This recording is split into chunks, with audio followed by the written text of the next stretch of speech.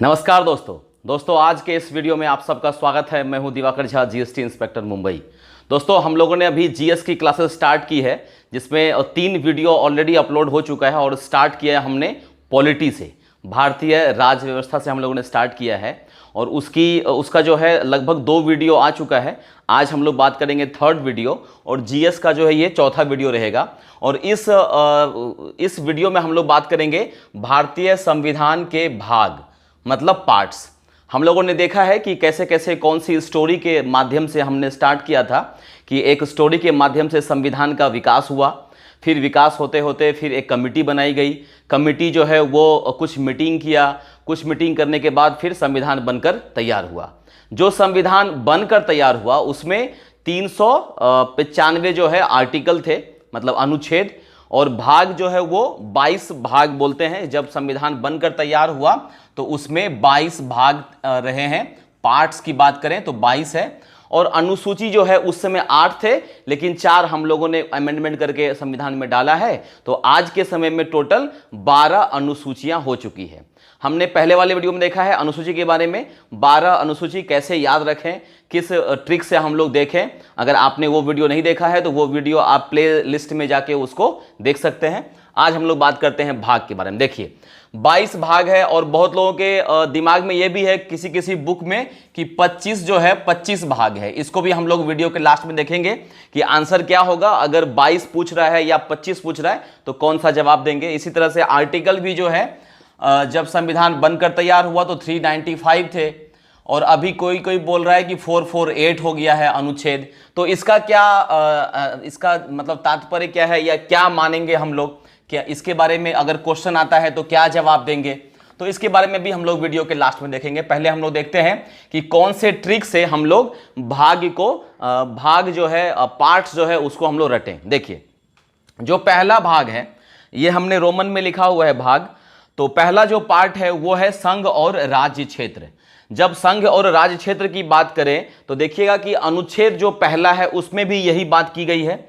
अनुसूची जो पहली अनुसूची है उसमें भी यही बात की गई है, संघ और उसका राज्य क्षेत्र।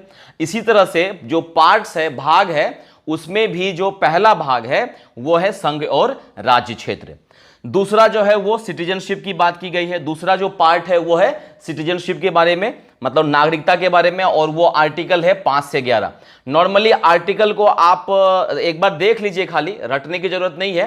धीरे धीरे जैसे जैसे हम लोग एक एक चीज को डील करते जाएंगे तो आर्टिकल भी आपको याद हो जाएगा दोस्तों। तो अभी सिर्फ और सिर्फ हम लोग प्रावधान देख लेते हैं और उस प्रावधान को कौन से भाग में शामिल किया गया वो देख लेते हैं। तीसरा है मौलिक अधिकार, जो 12 से 35 आर्टिकल है उसमें कहा गया है फंडामेंटल राइट्स के बारे में। और राज्य के नीति निर्देशक तत्व जो है directive principle of state policy, ये कहा गया है 36 से लेके 51 में। ठीक है, तो ये 1 से लेके 4 तक रटेंगे कैसे, समझेंगे कैसे, समझिए इसको। देखिए जब संविधान बनकर तैयार हुआ तो संविधान बनकर तैयार हुआ तो किसका संविधान है, वो भारत देश का संविधान है। भारत देश का संविधान है तो उसमें क्या क्या है, देश है और राज्य है। तो पहला जो भाग है वो हो गया भारत देश, मतलब संघ के बारे में और राज्य क्षेत्र के बारे में बताया गया है। ये पहला पार्ट याद हो गया। अब जब देश का निर्माण हो गया है उसमें लोग कौन रहेंगे, नागरिक रहेंगे। उसमें नागरिक रहेंगे तो उनको क्या मिलेगी, नागरिकता दी जाएगी। तो ये नागरिकता की बात हो गई किसमें, पार्ट 2 में। पार्ट 1 याद हो गया, पार्ट 2 याद हो गया। अब जब नागरिक रहने के लिए आए तो उनको कुछ अधिकार दिए जाएंगे और वो अधिकार कौन सा होगा, उनका मौलिक अधिकार होगा, राइट्स जो है फंडामेंटल राइट्स होगा। और इसकी बात की गई है पार्ट 3 में। मैं थोड़ा रिलेट करने की कोशिश कर रहा हूं, इस रिलेशन से जो है आप आराम से इसको याद कर सकते हैं। अब जब अधिकार दे दिए गए तो राज्य के पास भी कुछ रहेगा, नीति निर्देशक। तो वो जो नीति और निर्देश दिया जाएगा राज्यों को वो हो जाएगा पार्ट 4 में। ये 1 से लेके 4 तक समझ में आ गया। पहला संघ और राज्य क्षेत्र, उसमें रहेंगे नागरिक, उनको दी जाएगी नागरिकता, मतलब पार्ट 2 नागरिकता, सिटीजनशिप। और नागरिक जब रहेंगे तो उनको अधिकार दिए जाएंगे। कौन सा अधिकार, मौलिक अधिकार, फंडामेंटल राइट्स, पार्ट 3। और नागरिक को जब अधिकार दिया गया तो राज्य को भी कुछ दिया जाएगा। राज्य और नागरिक बन के ना देश बना है, तो राज्य को दिया जाएगा तो उसको क्या नाम दिया गया, नीति निर्देशक तत्व, directive principle of state policy. वो किस में हो जाएगा, पार्ट 4 में। तो इस तरह से हम लोग पार्ट 1 से लेके पार्ट 4 तक आराम से हम लोग एक ट्रिक के माध्यम से सीख लिए। ये फोटो अगर याद रहेगा तो अच्छे से आपको समझ में आ जाएगा। अब चलते हैं पार्ट 5 से लेके पार्ट 9 तक। पार्ट 5 में क्या है, संघ के बारे में, मतलब यूनियन के बारे में, कि जो केंद्र सरकार है उसके जो पावर्स हैं, उसका जो भी सिस्टम है वो कौन सा पार्ट में है, 5 में। आर्टिकल की बात करें तो 52 से 151 में। राज्य के बारे में पार्ट 6 में है। पार्ट 7 में जो है वो ग्रुप बी के राज्य 238, इसको निरस्त कर दिया गया है। इसको समझिएगा, पार्ट 7 जब संविधान बनाया गया था उस समय इसको रखा गया था, और उस समय राज्यों को ना ग्रुप ए राज्य, ग्रुप बी राज्य ऐसे करके डिवाइड किया गया था। तो इसमें ग्रुप बी राज्य का विवरण था, और आर्टिकल की बात करें तो 238 दिया गया था। लेकिन 7वें संशोधन में संविधान का जो 7th अमेंडमेंट हुआ उसमें इसको निरस्त कर दिया गया, और आज भी आप देखते हैं कि कोई ग्रुप ए ग्रुप बी कैसा कुछ बात नहीं है। तो ये 7 को याद रखना है कि 7 जो है वो निरस्त कर दिया गया है। कौन से संविधान संशोधन से? तो 7 मतलब 7वां संशोधन, 7th पार्ट को 7th अमेंडमेंट से निरस्त कर दिया गया, खत्म कर दिया गया। तो अभी ये नहीं है, ध्यान से रखना है। तो बच गया क्या, 5, 6, 8 और 9। 5, 6, 8, 9 को कैसे समझेंगे, समझते हैं। देखिए ट्रिक क्या रहेगा, इसको समझते हैं। 5 जब शुरू करेंगे तो यहां पर शुरू किससे करेंगे, यूनियन से, मतलब केंद्र सरकार से शुरू करेंगे। देखिए केंद्र सरकार क्या होगा, एक वृहत रूप रहेगा, एक बड़ा पार्ट हो गया ना केंद्र सरकार। तो जो सबसे पहला जो स्टार्ट किया हमने केंद्र सरकार, वो किस में रहेगा, पार्ट 5 में। मतलब पहला जो सबसे बड़ा एरिया है वो हो गया पार्ट 5। अब इससे छोटा कौन है, राज्य है। तो पार्ट 6 क्या हो जाएगा, राज्य हो जाएगा। पार्ट 6 जो है वो, ये मान लीजिए यूनियन, तो ये राज्य हो गया। पार्ट 6 जो है वो राज्य हो गया। और राज्य के अंदर कौन रहेगा, राज्य के अंदर छोटा पार्ट, राज्य और संघ क्षेत्र, मतलब केंद्र शासित प्रदेश। राज्य हो गया, स्टेट हो गया ना 29, और जो केंद्र शासित प्रदेश है उसका विवरण कहां दिया जाएगा, उससे छोटा पार्ट मतलब 8वां पार्ट, वो हो गया केंद्र शासित प्रदेश, ठीक है। और उससे छोटा क्या होगा, केंद्र शासित प्रदेश से छोटा, वो हो जाएगा पंचायत। समझ में आया दोस्तों? मैं रिपीट कर रहा हूं, देखिए संघ जो है वो सबसे बड़ा पार्ट हो गया, सबसे बड़ा एरिया होगा। संघ किससे बना हुआ है, राज्यों से बना हुआ है। और राज्य से छोटा पार्ट क्या है, केंद्र शासित प्रदेश, दिल्ली, पुडुचेरी, ये सब हो गया केंद्र शासित प्रदेश। और उससे छोटा पार्ट क्या हो जाएगा, पंचायत में ये तीनों को मान लीजिए, क्योंकि पंचायत हो गया ग्रामीण स्तर पे, नगर पालिका हो गया शहरी क्षेत्र पे, और सहकारी समितियां। ये तीनों जो है वो 243 आर्टिकल्स जो है इसी के अंतर्गत आता है। 243 आर्टिकल्स याद रखिएगा, वो पंचायत, नगर पालिका और सहकारी समिति के ऊपर है। इसमें ABCDEF है, उतना रटने की जरूरत नहीं है, सिर्फ याद रखना है 243 आर्टिकल है पंचायत के बारे में, और किसमें है, 9th पार्ट में दिया गया है। ये 5 से लेकर 9 याद हो गया। 5वां जो है वो क्या है, यूनियन, बड़ा एरिया। 6ठा जो है राज्य। 7 जो है 7th अमेंडमेंट से खत्म कर दिया गया। 8 की बात करें तो केंद्र शासित प्रदेश, क्योंकि राज्य के बारे में हमने देख लिया है, तो अब कौन बचा, केंद्र शासित प्रदेश। 9 की बात करें तो वो आ जाएंगे पंचायत आ गया तो नगर पालिका भी आ जाएगा, क्योंकि शहरी क्षेत्र में जो है वो नगर पालिका को रखा गया है। और उसके साथ में सहकारी समितियां। तो मेरे ख्याल से यहां तक जो है आपको 9B तक अच्छे से क्लियर हो गया होगा। एक ट्रिक, ये एक ट्रिक जो है 1 से 4 के लिए है, और एक ट्रिक जो है वो 5 से 9 के लिए है। इसमें एक चीज याद रखना है कि 7th जो है वो निरस्त कर दिया गया, कौन से अमेंडमेंट से, 7th अमेंडमेंट से। यहां तक क्लियर हो गया। अब चलते हैं 10th जो है ये बहुत बार क्वेश्चन आया हुआ है, ध्यान रखिएगा। अनुसूचित एवं जनजातीय क्षेत्र, जो भी शेड्यूल्ड ट्राइब्स का एरिया है, इसके बारे में कहा गया है, और यह आर्टिकल भी बहुत सारे एग्जाम में आ चुका है, 244। तो 244 जो है अनुसूचित एवं जनजातीय क्षेत्र के बारे में कहा गया है पार्ट 10 में, 10 में, ये याद रखना है। अब चलिए यहां तक क्लियर, ये इसको इंडिविजुअली रखिएगा, इसको इंडिविजुअल ही रटना है, इसमें कुछ ऐसा कुछ ट्रिक नहीं है। हालांकि जब हम लोग आगे पढ़ेंगे इसके बारे में तो ये भी आराम से याद हो जाएगा जब इसके बारे में डील करेंगे। अब चलते हैं, यहां तक क्या हुआ था, केंद्र और राज्य अलग अलग हो गए। अब केंद्र और राज्य के बीच में संबंध जो है उसके बारे में कहां कहा गया है, वो है 11 नंबर में। 11 नंबर में सेंटर स्टेट रिलेशनशिप, सेंटर और स्टेट के बीच जो है क्या संबंध है, कौन कौन सा आर्टिकल है, 245 से 263, ये क्लियर हो गया। 11 12 और 13 जो है इंपॉर्टेंट नहीं है, एग्जाम में नहीं आता है, तो इसको देखने की जरूरत आपको नहीं है। 14 की बात करें तो संघ और राज्यों के अधीन सेवाएं, ये बहुत सारे क्वेश्चन आए हुए हैं कि संघ और राज्य के बीच जो सेवाएं हैं उसके बारे में, तो ये आप रट सकते हैं। 14 नंबर पे है। 14 नंबर पे क्या है, संघ और राज्य के अधीन जो सेवाएं हैं उसको इसमें रखा गया 14।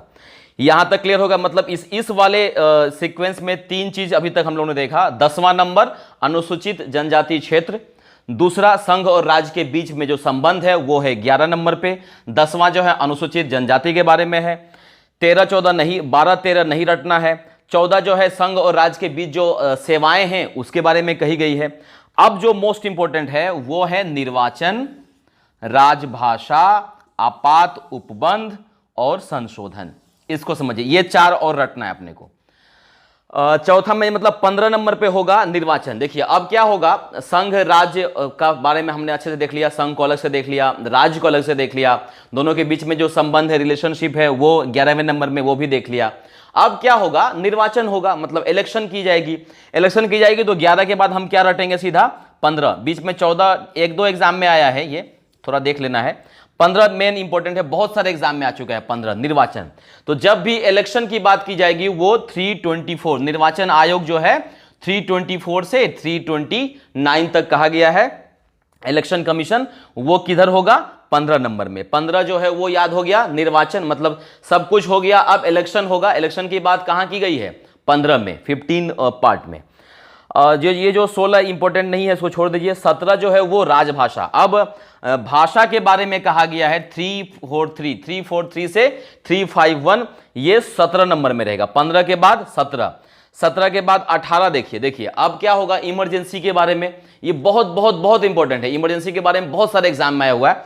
इमरजेंसी के बारे में जो उपबंध है वो है 352 है, 356 है और 360 है। तो ये 352 से लेके 360 तक जो अनुच्छेद है, आर्टिकल है, वो कहां रखा गया है, 18वां भाग में, 18th पार्ट में जो है इमरजेंसी के बारे में बताया गया है। ये बहुत बहुत बहुत इंपॉर्टेंट है। और 19 छोड़ दीजिए, नहीं किसी एग्जाम में आता है। 20 जो है वो संशोधन है, अमेंडमेंट है। अब संविधान जब बना हुआ है तो कुछ ना कुछ नए नए चेंजेज आएंगे, नई नई चीजें आएंगी, तो उसको जब हम संशोधित करेंगे, अमेंडमेंट करेंगे संविधान में, उसका प्रावधान कौन से पार्ट में है, 20वें नंबर पर है। तो मतलब इस वाले बोर्ड में अगर हम देखें तो क्या क्या अपने को याद रखना है, देखिए एक तो 10 नंबर याद रखना है। 10 नंबर किसका है, अनुसूचित जनजाति का है। 11 जो है वो संघ और राज्यों के बीच संबंध है, 11 रखना है अपने को। 14 की बात करें तो सेवाएं, संघ और राज्य में जो सेवाएं हैं वो है। और मोस्ट इंपॉर्टेंट 15 के बाद 17, उसके बाद 18 और 20। ये 1 2 3 4 5 6 7 जो है अब पार्ट यहां पे देखना है। देखिए 10वां जो है रिवाइज कर लेते हैं। 10वां जो है अनुसूचित जनजाति, 11वां जो है वो संघ और राज्य के बीच संबंध, ये बहुत बहुत बहुत इंपॉर्टेंट है। 11 को आप इससे रिलेट कर सकते हैं, इधर वाले से। संघ और राज्य के बीच का जो संबंध है वो 11 नंबर पे है। 14 अगर हम बात करें तो संघ और राज्य के अधीन सेवाओं से है, ये उतना इंपॉर्टेंट नहीं है, बट खाली देख लीजिएगा, 1-2 एग्जाम में आया है। 15 से लेके ये जो 4 है ये बहुत इंपॉर्टेंट है, 15 17 18 और 20। 15वां जो है वो इलेक्शन कमीशन। 17 की बात करें तो भाषा, राजभाषा। 18 की बात करें तो इमरजेंसी और 20 की बात करें तो अमेंडमेंट, संशोधन। ये ध्यान रखिएगा। और मैं हिंदी मीडियम जो भी छात्र हैं, अगर आप हिंदी भाषी हैं, हिंदी में आप पढ़ाई कर रहे हैं, तो ध्यान रखिएगा कि आपको कुछ कुछ वर्डिंग जो है ना जीएस का, वो इंग्लिश में भी याद रहना चाहिए। इसलिए आप देख रहे होंगे कि मैं कोशिश करता हूं कि हिंदी भी बोलूं और इंग्लिश भी बोलूं, क्योंकि इंग्लिश का जो जैसे मान लीजिए भाग है, तो एग्जाम में कोई एग्जाम में ना भाग नहीं लिखेगा, पार्ट्स लिख देगा, तो फिर आप कंफ्यूज कर जाएंगे।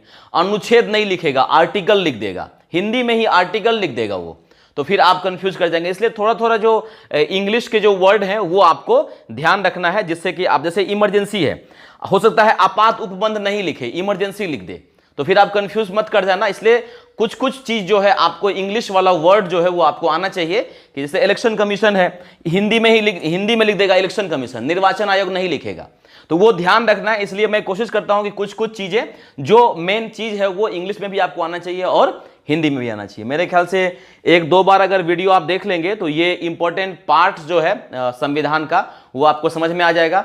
अभी आपको क्या करना है दोस्तों, देखिए अब ये वीडियो देख लिया तो अब आपको लुसेंट का बुक उठाना है और इसको अच्छे से लिखना है।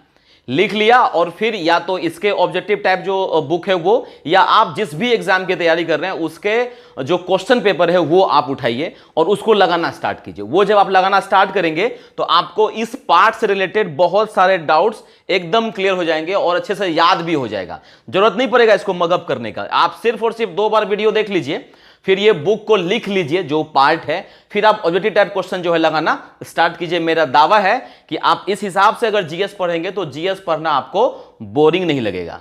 थैंक यू दोस्तों, थैंक यू वेरी मच।